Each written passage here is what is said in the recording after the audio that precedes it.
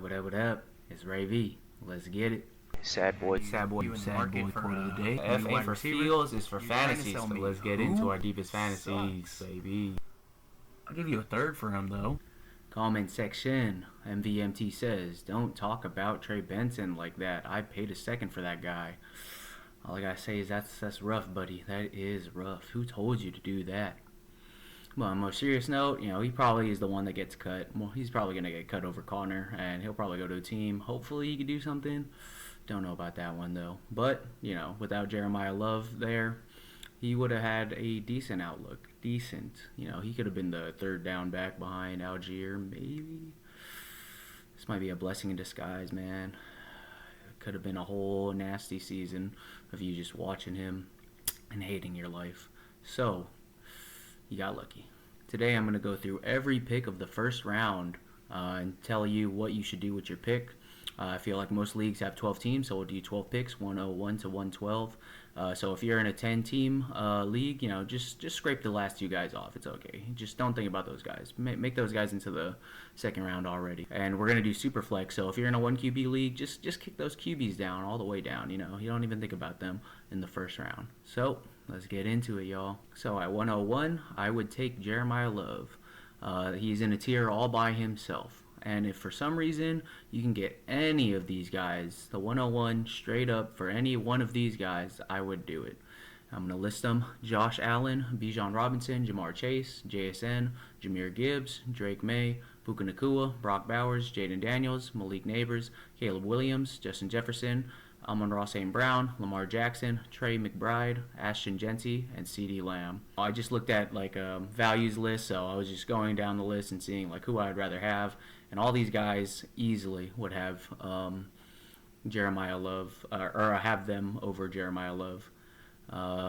These guys, I just have them ranked above or around Jeremiah Love, and I would easily take them over. I'm going to list some more guys, for each pick, each tier. It doesn't mean that, I wouldn't trade Jeremiah Love for them. It just means these are the guys I would easily snap decision without a doubt. Auto accept right here. So if you're a rebuilder, I would try to trade them away for a haul, some Godfather type offer, whatever you think would be fair value, and then add some more to it. Think of a guy on this list that I just said, and just even if you add a fourth or something, just anything plus. Anything plus would be my walkaway price pretty easily. Someone just under these guys in value, like Drake London or Joe Burrow. If you add another piece, add a second, add a player. Add another pick or something, throw some fab in there. Anything that'll push it over the edge, I would feel like that's a win. That's the fair value, and you get a little something on top. Just make sure you're making them pay for it. The 101 has some crazy elusiveness, divineness, a luxury feel to it. So, you got to make sure they pay up. Only one person a year gets to hit that draft button on the 101, and it is a euphoric feeling, I'll tell you. I've drafted the 101 a couple times. There's no feeling like it. It's just a player. It's just a fantasy made-up game.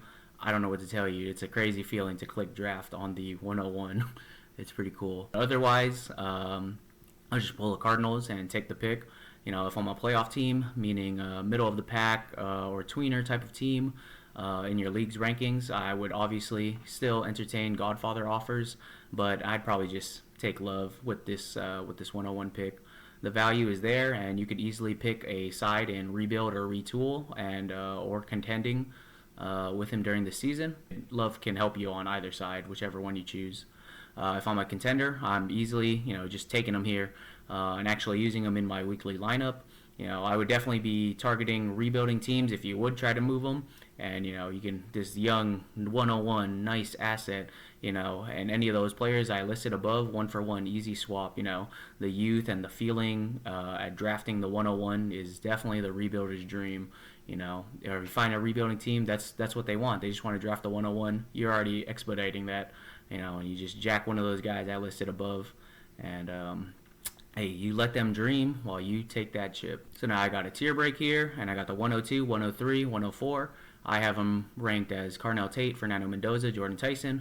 I almost made a separate tier for Jordan Tyson, but I think he does belong up here, albeit, he'll probably be the 104. He should be the 104. I feel like Tate and Mendoza are definitely over him, but he's still in this tier nonetheless.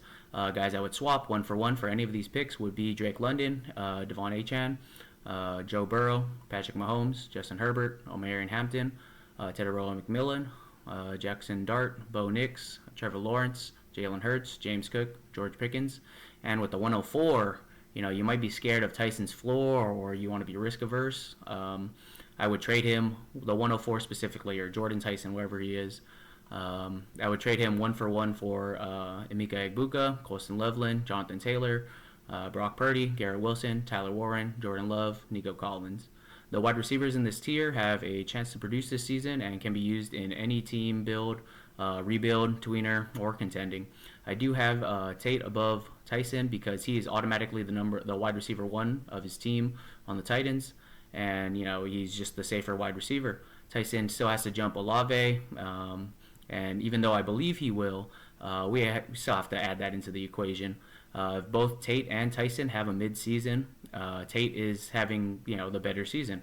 If they both hit their ceilings, Tyson does win out. That's what I mean by Tate is the safer receiver. Mendoza also, he gets that QB bump, being in a SuperFlex league. He will have value no matter what. Even if he sits the entire season, his value will actually rise by next offseason due to the hype, due to not taking hits all season long, learning from Kirk Cousins, all the jazz. They say it every year, happens all the time. It's just gonna rise. Mendoza is perfect for rebuild and tweener teams, but for contending teams, you should consider moving him for a contending asset. Nothing wrong with just taking your value and letting him gain interest value on your taxi squad, though. It just doesn't help you during the season. Always remember to play that dynasty market, in-season market. So if you need somebody, your guys go down, he should definitely be, of good value to trade for somebody for a positional player. I had a small tier break here, 105, Makai Lemon. I just feel like I had to separate him from the group, even if it's just by a little bit. He could still end up being the best wide receiver of the group, if everything goes his way and the other two tank. There's equations, there's outcomes that he ends up being the best one. But, we just got to look at it for what it is. With this run-first team, Hurts sucks at throwing over the middle.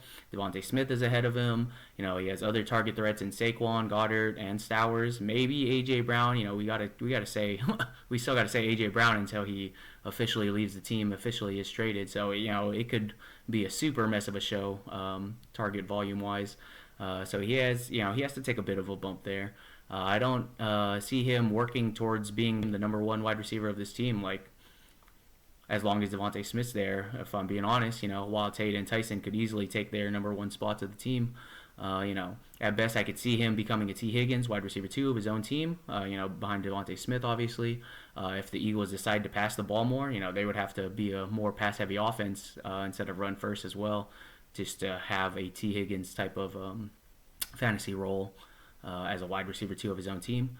He could become the new Devontae Smith for the new A.J. Brown of the team. Devontae Smith, Batman, Robin. He's going to be the Robin. He has to be the Robin. The guys I would trade 1-for-1 for this pick for Makai Lemon straight up would be Chris Olave, Kenneth Walker, Travion Henderson, Quinshon Judkins, Luther Burden, Breece Hall, Cam Ward, Devontae Smith, obviously. If you can get away with Devontae Smith, I feel like people are kind of blinded by the hype, the youth, the draft pick. Devontae Smith should be better than him. He should be the number 1 receiver. I mean, obviously, there's a chance that there's an outcome that Devontae Smith is, gets all the double coverage. They game plan against him, and then underneath, it's all Makai Lemon. But is that a likely outcome? Don't know about that. For rebuilders and tweener teams, I would look to move this pick for a haul of youth or picks. I would consider moving to the 2027 first round if you get a decent player, promising youth, or more picks involved. This is the spot. The 105 is definitely the spot where I consider going into just taking a random first next year. Obviously, you gotta add a little bit more because Makai Lemon is still Makai Lemon. This is still it's a drop off, but it's not it's a tier break, but it's not the fall off that comes after. The fall off after this it gets ugly. If you are a rebuilder or tweener team, you could also just if you want to play it risky, you could take the bet on Lemon here and play the market. Draft him to sell high. If you never loved him to begin with, you got to take the feels out of the fantasy. You got to take the feels out of the player you drafted. Some guys just get stuck with them, and that's what really hurts your team. You should have got rid of this player at their peak when it seemed like they were peaking. You see that their situation's not good. Like if Mekhi Lemon starts off the year, 10 targets, 9 catches, 111 yards, 2 touchdowns, I would sell him. I would automatically sell him. I don't care. I would sell as high as I could. That's definitely more than the 105 worth that you would get back just from that hype of a game. He's not doing that every game. He's not doing that consistently. Unless the Eagles just change their whole offense and it does become like a Bengals 2.0 type of thing. But I don't see it. You should be able to sell him in season on the market like that pretty easily. He should have a decent amount of games this season, so you should have the chance to sell at a theoretical peak. For contending teams, I would stick and pick unless you obviously can get one of those 1-for-1s I said earlier. He would be a good depth piece and should hold every week wide receiver 2 value, even in this ugly offense. We got another tier break here, and then it's going to be the 106 and 107. I put them together. I got Casey Concepcion and Jadarian Price. This is where the fall off begins. These guys probably you're more likely to hit guys, but still a fall off. Taking a running back this early, albeit a first round running back, 32nd pick. Seahawks only had 4 picks that draft, blah blah blah, but they don't always hit. He wasn't, he was the backup to the number 1 guy, so he is not a guaranteed hit. Seahawks are notorious. They got Rashard Penny, I believe, at the 28th pick overall. Look how that worked out for them. I don't remember when Chris Carson was picked, maybe 2nd round, but it's not always good. Sometimes it's good, sometimes it's not. So, Charbonnet, doesn't always work. Casey Concepcion, I really liked him pre-draft, went to the Browns. He could definitely be the number 1 on the Browns, but they are the Browns. You would have to be fighting with Harold Fannin Jr., Jerry Jeudy is still on that team. Isaiah Bond, Quinshon Judkins going to come back, and he's a good pass catcher. Dylan Sampson's still there, definitely going to be probably the 3rd down role type of guy. So even though these 2 picks look promising, it's definitely less likely to hit in comparison to the ones above. I believe the hit rates of the first round are typically around 50%. So statistically, we got to take our profit and walk away while we can. You got to play the odds sometimes. That's just how fantasy goes. That's how the stats are. That's just how it is. Players I would trade these picks away for 1-for-1 would be Rome Odunze, Ladd McConkey, Rashee Rice, Marvin Harrison Jr., CMC, Chase Brown, Jalen Waddle, T. Higgins, Saquon Barkley, Kyron Williams, A.J. Brown, Baker Mayfield, Dak Prescott, and Javonte Williams. So for rebuilders, I would try to move this range of picks for a 2027 first. If you got to add a 4th, maybe 2 4ths, maybe even a 3rd, I would just do it. Get out of this spot and just take a would much rather have a re-roll in a better class than stick and pick right here. If we're being honest, for tweener teams, you could try the same strategy as the rebuilders, or you could just try to play the market and stick and pick right here. This definitely works more for a tweener team build because you have your options open. You should be able to use these guys weekly and try to compete. And then if your season or your team isn't hitting this season, you should be able to pretty much easily sell them both, even if they aren't doing as well as they were projected. They should still have that new car smell and the promise of getting a better QB next season for Casey Concepcion, or in Jadarian Price's case, maybe Sharby doesn't re-sign. That's always going to be in the back of people's minds. So they might be thinking that they got a steal. He gets another year under his belt. He gets a whole full off season to learn the NFL. All that narrative and all that stuff. He always goes in there. You should be able to sell them at any time in the season. They both should have spike weeks where you can try and sell at their theoretical peak as well. And for contending teams, you should definitely try to trade this for a more proven and productive positional asset more than sticking and picking. If you have to stick and pick, though, honestly, I'd probably push up Jadarian Price above Casey Concepcion just because he'll probably put up more points for you this season. But always stay active in the dynasty market streets during the season, in season, and you could always try to get your proven productive positional assets that way as well. My next tier, another tier break, I'm going to have 108 Kenyon Sadiq all by himself. I put him all by himself even though his landing and Eli Stowers' landing spots just actually make them very close together. Actually, spoiler alert, I have them one pick away. But, I just think I have to put Sadiq over Stowers. That draft capital, man. That draft capital is just too nice. He also has a clearer path to production than Stowers, and definitely could have a better passing QB after next year's NFL draft in comparison to Jalen Hurts and Eagles offense. Guys I would trade 1-for-1 straight up for him, though, are Bucky Irving, BTJ, CJ Stroud, Harold Fandon Jr., Tyler Shuck, Sam Darnold, Jameson Williams, Tucker Kraft, Jared Goff, Zay Flowers, Sam Laporta, Bryce Young, Josh Jacobs, Travis Etienne, Kyle Pitts, and Kyler Murray. So for rebuilders, I would just, a stick and pick here would be decent. Tight ends typically break out in year 2 or 3 anyway, so he's just going to sit on your taxi squad. And, like I was saying earlier, he could have a much better passing QB next season. So that's not too bad. And then, as always, you can always try to trade for that 2027 first as well. Anything after the 106, I would definitely keep that option open. Just try to find that FOMO league mate, that wannabe know-it-all person, that super smart drafter. You should have one in your league. Stereotypes, league stereotypes. There's definitely one of those guys, one of those people in your league. They would definitely be open to taking this pick here and trying to look good drafting in this spot and be like, I knew it, I told you. I'm one of those guys. Usually right, though. Usually hitting. I did draft Caleb Williams in a few leagues last year, though. I will admit that. Between your teams, you definitely have the same exact option. Definitely, play the in-season market as well as you can. As you work towards choosing a side if you're going to rebuild or contend that's this upcoming season. And just a reminder, please pick a side. Do not stay a middling pack team the entire time. Do not stay tweening the whole season, because then you're just that's how you get stuck in forever rebuilds. You just have to pick a side. Rebuilds honestly should only last a year as well. It's more of a retooling. You should be able to in and out of the season, especially with a good draft class in 2027 coming up. It shouldn't, 3-year rebuild. This isn't a real NFL team. You should be able to move a lot faster than that. But for contenders, you should definitely try to move this pick. Proven point getting assets is what you should go for. Obviously, any of these 1-for-1 guys I listed earlier will do, but anyone below or later in the video, you can add them and just add like a pick to them or add a little something. Maybe you need more depth. Maybe you need a recoup a pick for next year, even in 2028. Just a little something, get your value back, along with proven production that will help you this season. You're a contender for a reason. Then I have another small tier break, and then I got 109, 110 lumped together. Eli Stowers, Ty Simpson.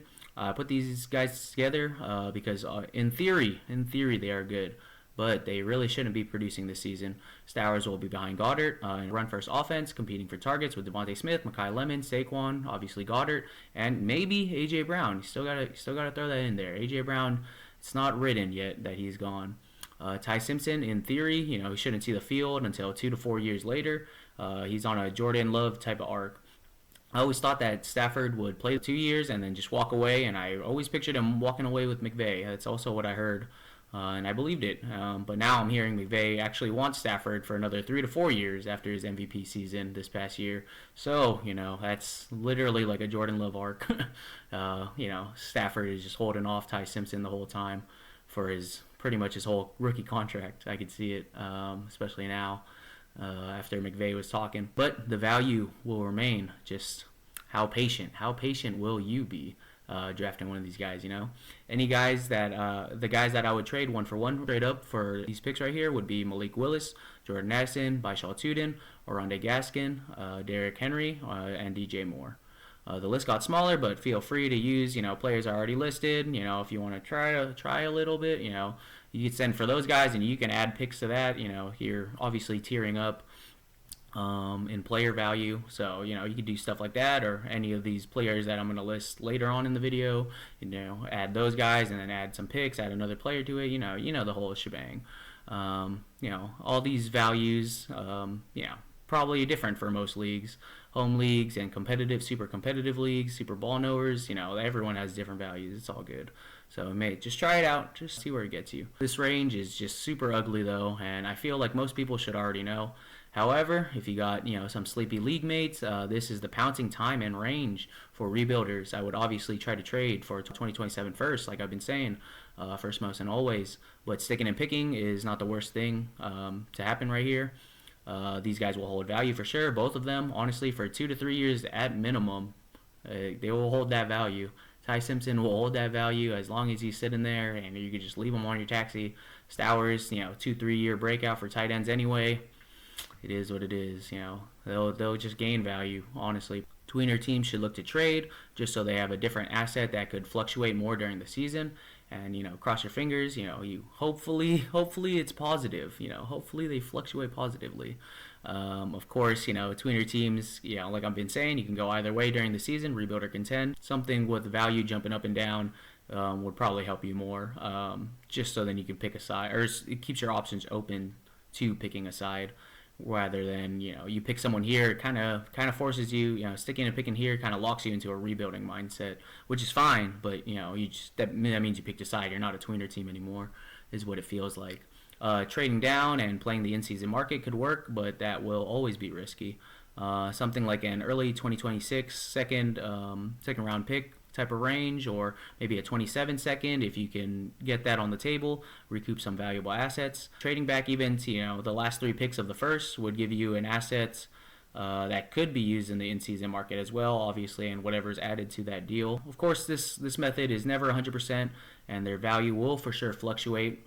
That's the good and the bad. It's not always just positive. This range will be valuable to someone in your league. You just have to work for it. You got to look at all those rosters. You got to see who needs a good tight end for the future. Who needs a good QB. You look at the Stafford owner quite easily. That's an easy one. Whoever has Browns quarterbacks, whoever got the Pittsburgh quarterbacks, that's a good person to target for Ty Simpson. And then Eli Stowers, hey, that's the Kelsey owner. Hey, Kelsey signed a 3-year deal. When Stowers is gonna break out. Those rookie tight ends break out year 2, year 3. Perfect. Fluctuates very well, or fits very well in the year timeline with Travis Kelsey. For contenders, I would just try to trade out as well. Of course, you could stick and pick, but that really doesn't help you this season. You have an insulated, valuable asset. Really, is all you're doing. You can trade these guys in season, but they'll have the same hype, same value as they will today. When you draft or whenever you draft them. Obviously, unless there's injuries or some wild trades happen, freeing up some playing time for either of the guys. These 2 guys will have little to no value in your weekly lineups, honestly, but their insulated value is and should stay higher than these last 3 picks. So I got the next tier break right here. I got 110, 111, and 112 all grouped up. My guys here right now, I got Antonio Williams, Omar Cooper Jr., Jonah Coleman, Nick Singleton, and Chris Bell. Any of these 5 guys, I could totally see them going within these 3 picks. These guys are all in the range of the 110 to 112 area for me. Don't be afraid to go get your guy. If I didn't even name him in this spot, the dart throws have already started. I think let's just go through them all real quick. I think Antonio Williams will have an automatic and clear path to the wide receiver 2 spot in Washington. Obviously Ayuk is still projected to go there once the Niners are done spiting him and release him the day before the season starts, or if the Commanders concede in this standoff and just send a conditional 7. That's all the Niners want. I haven't seen Ayuk work out or train since he was on the Niners practice field ramping up whatever weeks it was, week 5 to 8. Or whatever it was last year. So there's a possibility, and there is a possibility he retires, or he's mad at whatever contract the Commanders offer him, and he doesn't even lock in. Like if he does sign, or he just doesn't even sign and just holds out even longer. Blah blah blah. Wide receivers and their drama. These are just my tea leaves. But his former agent did leave him during all this Niner controversy, and he doesn't have anything nice to say about him currently either. Keep seeing him on podcasts saying, I don't know what's wrong with this guy. I don't know if he signs another team. I don't know.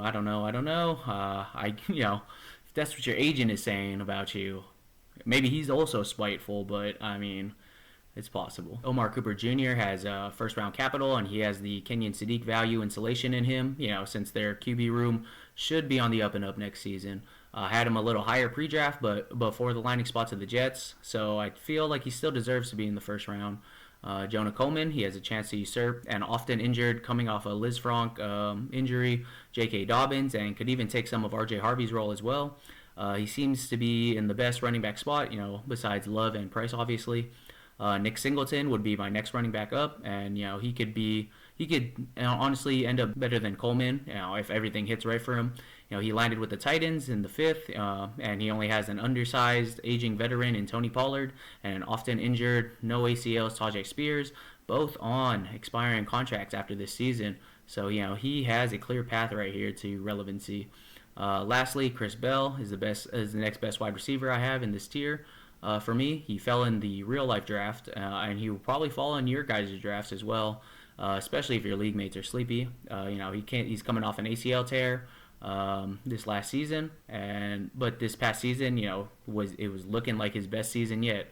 He commanded a target share of 26.6%, which is absurd. You want to know who had 27.4% of a target share their last collegiate season? A.J. Brown. I just saw that tweet, so, had to throw it in here. He was also targeted on 34.5% of his routes against man coverage. So, with all that, he will look to be Malik Willis's number one target, and probably he will command a similar target share since, their wide receiver core is, very depleted, and it looks like it's just going to be filled with his fellow rookies, Caleb Douglas and Kevin Coleman Jr. as well. I believe he could be that guy, and I'm advocating taking him even this high. Guys I would trade 1-for-1 for any of these picks would be DK Metcalf, Michael Wilson, Matthew Stafford, David Montgomery.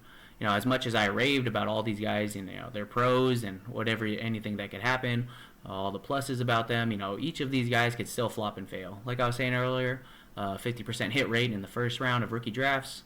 Like Father Time, it can hit any time and remains undefeated. I don't know if that really made any sense, but it went hard in my head when I was typing this earlier. So, y'all know what the sentiment and the vibe I was going for. You know what I mean. But for rebuilders and tweeners, always try to move for those these late firsts for a random 2027 next year. They re-roll in a better class. Then you don't have to dart throw here. You can dart throw in a better class, a better stat class, and those guys will definitely have better odds than these guys. Even if that pick you trade your 112 this year away and you take a random 2027 first next year, it's still 112 next year. That 112 is going to be better than this 112. You got to wait a year, but it's going to be better. Should definitely have better odds of hitting and everything, deeper class and all that. But I wouldn't be mad sticking and picking here. Just keep with the news and be active during the season. Even if these guys start to look like they're going to hit, I would not hesitate for a second trading them away and trying to call a peak early, honestly. If they're a unicorn, they hit. It is what it is. A unicorn is a unicorn for a reason. They don't happen often. More likely than not, though, they won't be a unicorn, and you could easily recoup some future assets and capitalize on selling on their youth and hype and whatever good game they just had. Always be in tune with the market, especially in season. Always be paying attention. For contenders, though, these guys could be depth pieces and might even make it onto your weekly rosters at some point of the year. Would definitely rather try to trade these picks away, though, for safer assets, consistent assets that you need to make sure your roster is ready for a contending season. Depth is always important. Injuries happen, man. It is what it is. It's the sport of football. Any of these guys I did a 1-for-1 for, would be good. In this situation, but even someone like Alec Pierce or Josh Downs, I would be okay with a 1-for-1 for with these later picks if you're a contender. Obviously try to wiggle some extra out of there, but this is a ever so valuable first round pick you are trading away. You got to sell it, you got to work it up, car salesman it. But these guys, Alec Pierce, Josh Downs, they will be consistent, they'll be productive, and they'll be useful depth pieces for your championship roster. And that's what I would do with every single pick in this year's rookie draft for each type of team, rebuilders, tweeners, and contenders. Separating these picks into tiers definitely made this a lot easier. Let me know if you guys agree or would do something different, or you're going into your drafts with this mindset, or if you just disagree with my values, that's cool too. Everyone has different values, it's all good. I have a 2 QB rookie draft going on right now, and the first 8 picks have gone. I haven't had any, there's no in-draft trades yet, and it's pretty much more or less what you think the first 8 picks would go, just a little different order. So it goes as followed, Love 101, Mendoza 102, 103, Tate, 104, Price, 105, Lemon, 106, Tyson, 107, Concepcion, and 108, Cooper Jr. I'll keep you guys updated. I got the 10th pick right here, so I already have a plan to trade back if Sadiq is there, because I know a guy who wants him. But if Sadiq is taken at the 109, I'm sure I could work with somebody for Ty Simpson and have them take him off my hands. You just got to stay 5 steps ahead and know your league mates, know their rosters, know their needs. And on that note, don't forget your daily dose of send that trade. Send it. Send it. But that's it for today's video. Don't forget to like, comment, and subscribe. And remember, rebuilds fade, dynasties reign. Call me a lover boy, simp, Libra. It's more than love sick. I got a fever. Feelings overloading. Not to be a diva. Standing 10 toes down. I'm not gonna leave you.